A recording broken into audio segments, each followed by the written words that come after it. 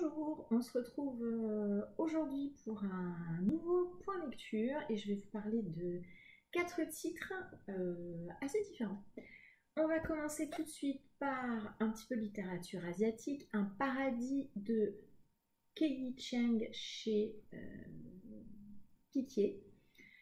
Dans ce titre qui avait absolument tout pour me plaire, on va être dans une société, alors on ne sait pas trop si c'est dystopique ou contemporain, pourquoi pas, allez savoir. On est donc dans une clinique illégale où des femmes se font mettre enceintes et les bébés qu'elles vont porter pendant 9 mois seront à la fin revendus à des familles qui, elles, attendent d'avoir des enfants.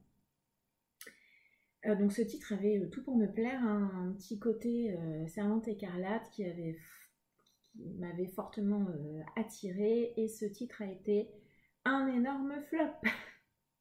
Un énorme flop, j'ai pas du tout aimé. Qu'est-ce que je n'ai pas aimé? Alors tout d'abord, l'écriture de l'autrice, c'est une écriture sans émotion, très, très factuelle, des phrases assez courtes, et j'avoue que ça m'a pas tellement plu. C'est une jeune femme qui va nous raconter son histoire. Elle intègre le pensionnat, enfin elle intègre la clinique. Elle intègre la clinique et elle nous est présentée comme un peu simplette, un peu attardée. Et c'est elle qui va nous raconter l'histoire, qui va nous raconter son histoire. Alors le souci principal que j'ai eu, j'en ai plusieurs. Déjà, c'est extrêmement descriptif, comme je le disais. Moi, j'ai pas ressenti d'émotion, même si parfois elle nous décrit des choses qui sont affreuses, vraiment affreuses, mais je le lis et je me dis oui, bon, voilà, donc une écriture un peu sans émotion, malheureusement.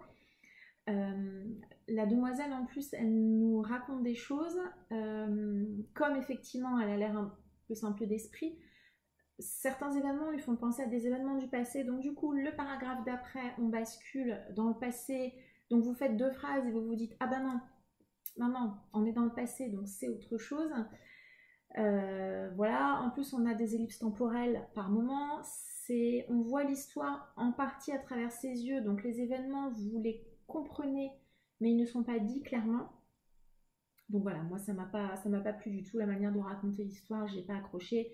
On est dans la tête de ce personnage et malheureusement elle est pas attachante, j'ai pas eu d'empathie pour elle, ni pour les autres femmes, voilà, ça m'a pas plu, donc voilà, c'est un flop. C'est dommage parce qu'il reste assez court, et puis il y a des très très jolies voilà, illustrations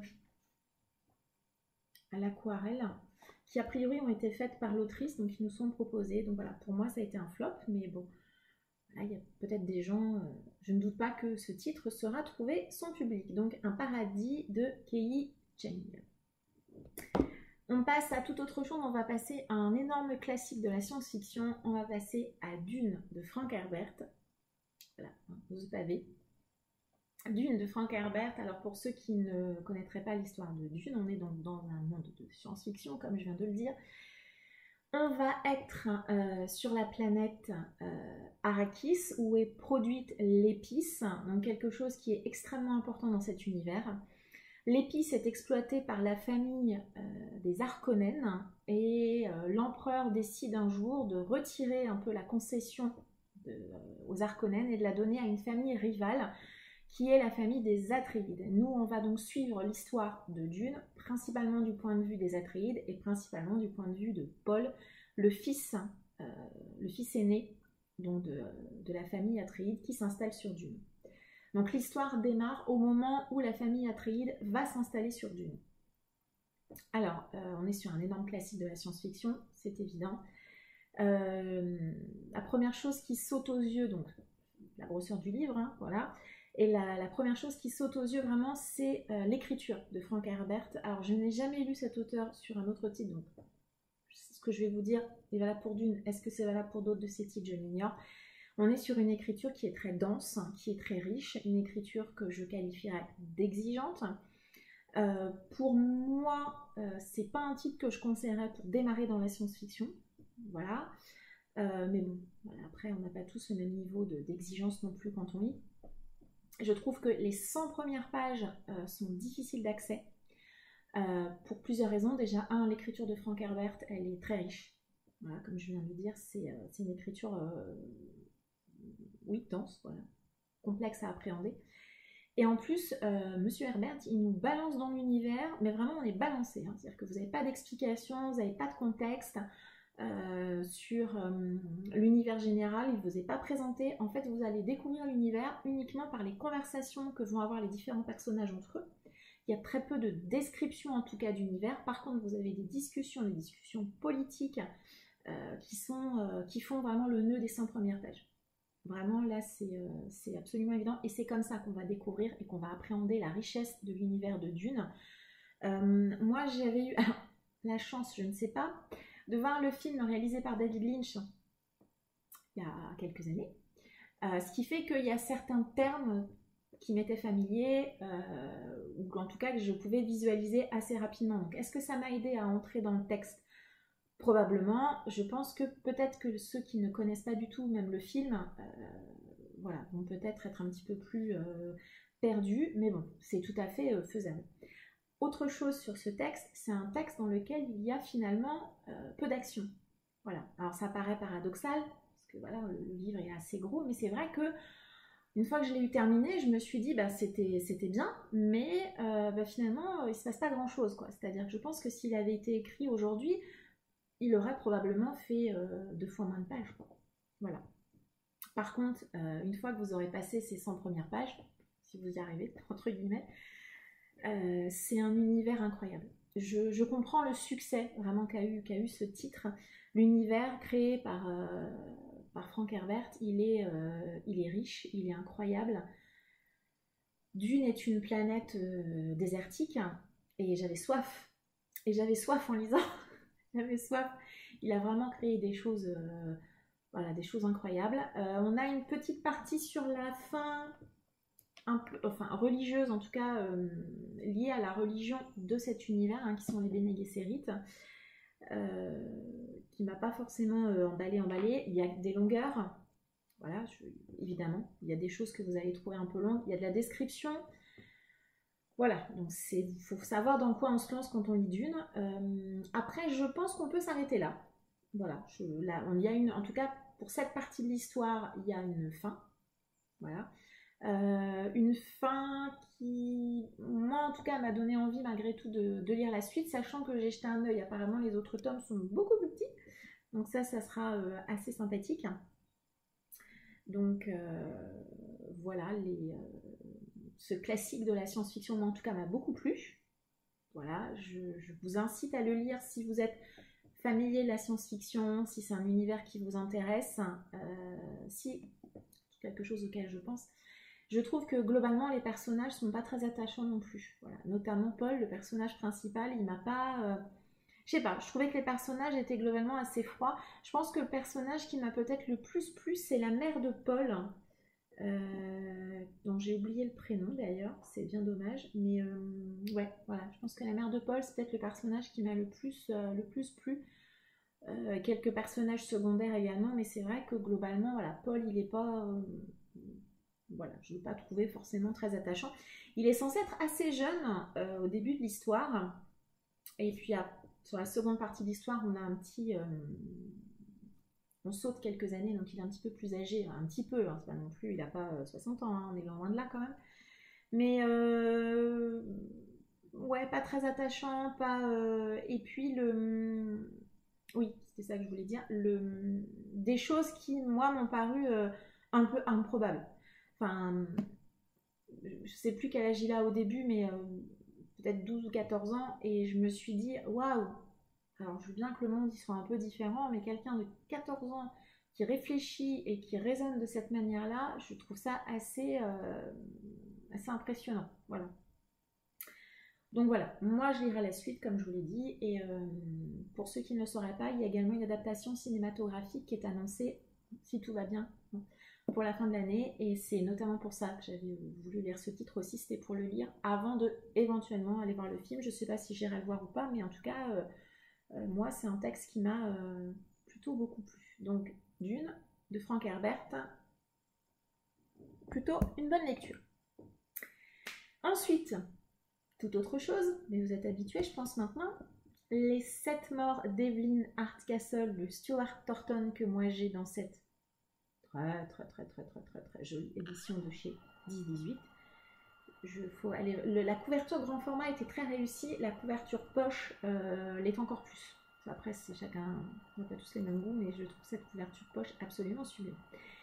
Si jamais vous avez raté le pitch de ce policier, on va donc suivre un Hayden Bishop, son nom est derrière, ça tombe, j'avais oublié, qui va devoir élucider le meurtre d'Evelyn Hardcastle, et ce d'une manière un petit peu particulière, c'est-à-dire qu'il va revivre la même journée tout le temps, mais d'un point de vue d'un personnage différent, puisque Madame Hardcastle, mère, a organisé une réunion pour commémorer un événement très particulier que je ne vais pas vous dévoiler ici. Et pour ce faire, il y a donc un certain nombre de personnes qui sont invitées et notre personnage principal va revivre la même journée dans les différents corps des différents personnages. Le pitch, clairement, il est super intéressant, hein. On est entre Un jour sans fin et Agatha Christie, donc ça marche très très bien. Moi, j'ai beaucoup aimé l'enquête.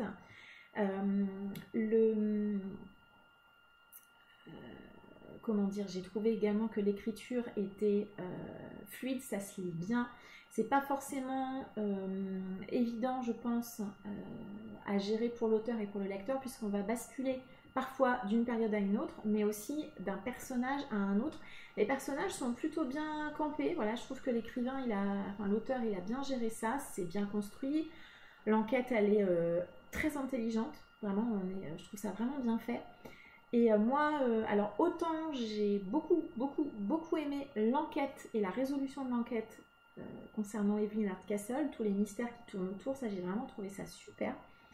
Par contre, la résolution pour le pourquoi il revient tous les jours et pourquoi il revit toujours la même journée, ça m'a pas convaincue. Je suis un peu restée sur ma faim.